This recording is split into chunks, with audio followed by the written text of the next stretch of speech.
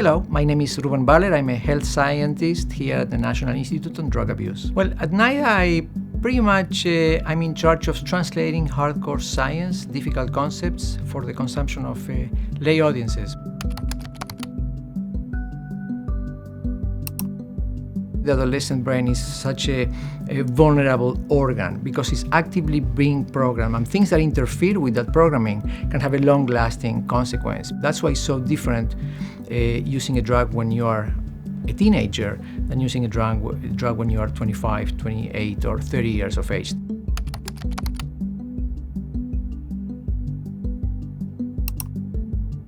I would go back to first, sleep hygiene. That is extremely important. Epidemiological research clearly shows that kids that sleep less than 8 hours versus those that sleep more than 8 hours have increased risks of mental illness, smoking, engaging in unprotected sex, using marijuana and alcohol. So there is a whole risk of risky behaviors that are associated with chronic sleep deprivation or deficit. Well, peer pressure is definitely one.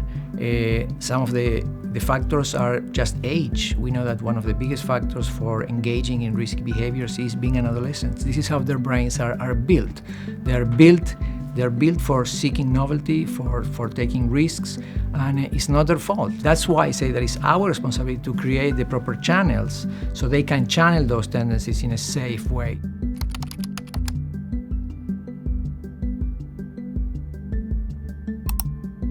I think that parents are really the main purveyors of information and examples and role models for what the behaviors that are desirable for good outcomes should be. So the parents have a major responsibility to really become involved, inform, and supervise every step of the way, particularly during that window of vulnerability between 9 and 20 years of age.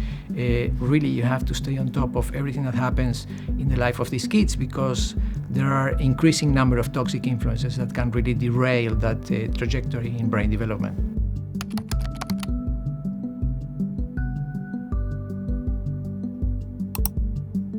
Well, there is nobody in the world that knows better a kid than his or her parents. And they will notice if there is a dramatic shift from the childhood in behavior. As they transition to these more dangerous ages, they are at the front lines. They will see a significant change of behavior and they will feel intuitively that something has changed. So at the very first sign of a suspicion that something is amiss, it doesn't have to be substance use. It could be a psychological problem. It could be depression. It could be anxiety, separation anxiety. It could be just the stress of transitioning through middle school. It could be a number of things, but the parents should have their antennae really perked up and be attuned to everything that's happening, hygiene, grades, friends.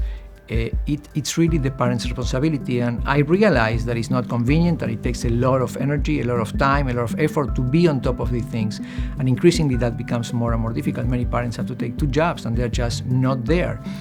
But if we are having kids, we are responsible for them.